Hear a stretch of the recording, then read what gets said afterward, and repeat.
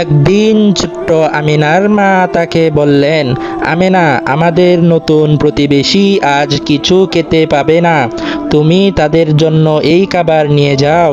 আমেনা খাবারের পাত্রটি নিয়ে প্রতিবেশীর বাড়িতে গেল। দরজা খুলতেই তিনি দেখলেন এক বয়স্ক মহিলা বসে আছেন।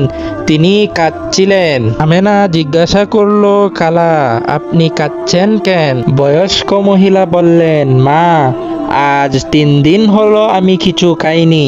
আমার ছেলেমেয়েরা দূরে থাকে, আমি একা থাকি।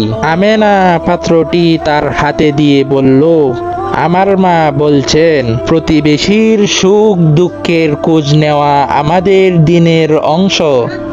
আপনি আমাদের পরিবারের একজন। বয়স্ক মহিলা আমেনাকে দোয়া করে বললেন, তোমার মা একজন সত্যিকারের মুমিন। আল্লাহ তোমাদের পরিবারকে দুনিয়া ও আখেরাতে পুরস্কৃত করুক। ইসলাম আমাদের প্রতিবেশীদের প্রতি দায়িত্বশীল হতে শেখায়।